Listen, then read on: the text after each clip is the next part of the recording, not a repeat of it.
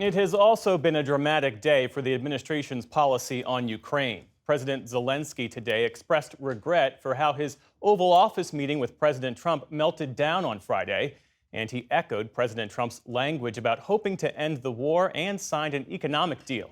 But Zelensky made that statement after the Trump administration paused all military aid that's helped the country survive Russia's full-scale invasion. Here's Nick Schifrin with more. In Kyiv tonight, a mea culpa. We can only regret what happened at the White House instead of our negotiations, but we must find the strength to move forward, to respect one another. You're buried there, your people are dying. Since Friday, U.S. officials have been wanting Ukrainian President Volodymyr Zelensky to apologize and indicate a willingness to cease fire, which he did for the first time today on X. He wrote the first stages could be the release of prisoners and truce in the sky, a ban on missiles, long-range drones, bombs on energy and other civilian infrastructure, and truce in the sea immediately, if Russia will do the same. Zelensky also pledged to sign an economic deal that would pay half of all revenue from Ukraine's critical minerals, including this titanium mine, to an investment fund jointly owned with the U.S. It would upend decades of U.S. precedent, forcing the invaded, not the invader, to pay up. But it would also mean the U.S. was invested literally in Ukraine's future, as the two presidents celebrated before Friday's meeting blew up. It's a big commitment from the United States, and we appreciate working with you very much. But the deal does not come with security guarantees, and Ukraine argues only a strong defense can end the fighting long term. Since Russia's full-scale invasion, the U.S. has appropriated more than $180 billion to Ukraine, $66 billion in military aid. Today, the U.S. is responsible for 20% of Ukraine's military supplies, perhaps most critically, air defense, including the Patriot missile system. A senior Ukrainian official argues Ukraine can survive without most American weapons, in part because Ukraine has mastered modern war's most important weapon, drones. This is not 2022 anymore. Our resilience is stronger now. We have the means to defend ourselves. But still, the U.S. decision has left Ukraine's defenders offended. At first, the U.S. were with us. Now they don't even want to recognize Russia as an aggressor. In fact, the U.S. has changed sides. Echoing that soldier, a senior Ukrainian official told me that after the White House confirmed the pause of U.S. military assistance last night, Ukraine felt betrayed. This official said, quote, "In the war between Ukraine and Russia, the first surrender was the United States." But he and other Ukrainian officials I spoke to tonight said they hope President Zelensky's message could lead to the economic deal being signed, and they expressed gratitude for their cooperation with the Trump administration. Amna? Thank you, Nick. For more on this now, we turn to retired Lieutenant General Doug Lute. He served in both the George W. Bush and Obama administrations on the National Security Council staff and was U.S. Ambassador to NATO during the Obama administration. General Lute, welcome back to the NewsHour. Always great to see you. You've heard now the White House says that the freeze on military aid to Ukraine stays in place until President Trump determines Ukraine has demonstrated a commitment to peace negotiations. What's your reaction to that? Well, I think Nick covered the immediate impacts pretty well in his reporting. We should remember, first of all, that this is not the only time that aid from the U.S. has been paused or suspended. Remember, we went through a 6-month period last year where there was a cease in aid because of congressional debate and so forth. The immediate impact will be on high-end air and missile defense systems that protect Ukrainian cities.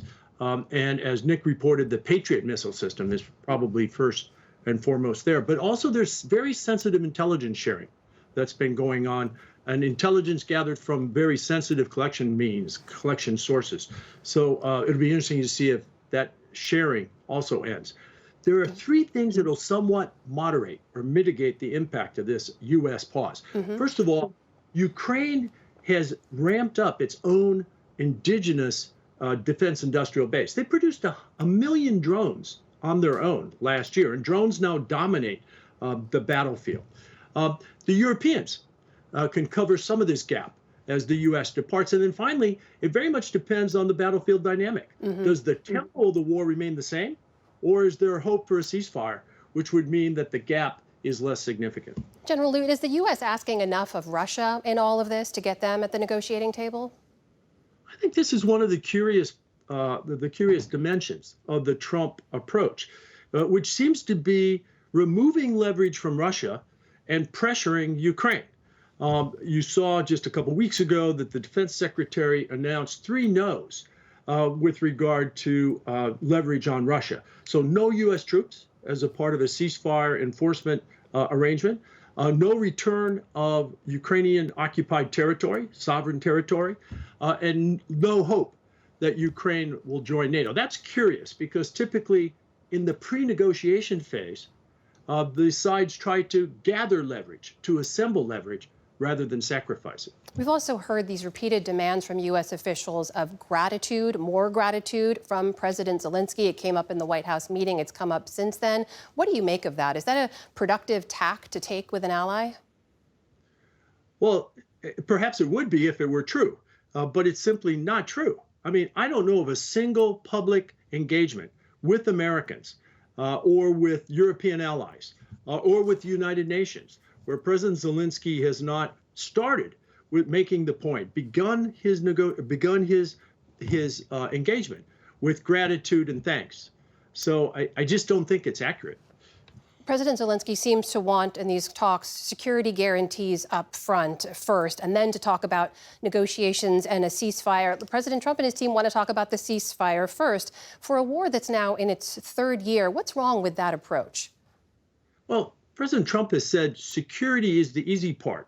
Getting to the negotiations, he implies, getting to the negotiations is the hard part, which he's working on now. That's simply not Zelensky's and the Ukrainians' experience over the last 11 years. They have 11 years of experience of numerous signed agreements between Ukraine and Russia, which have repeatedly been violated, and yet their country has no security. So it's quite, I think, understandable that Zelensky requires something more credible to guarantee his security before he launches into ceasefires. In the minute or so we have left, do you see this moving into negotiations? And if so, who has the leverage going in?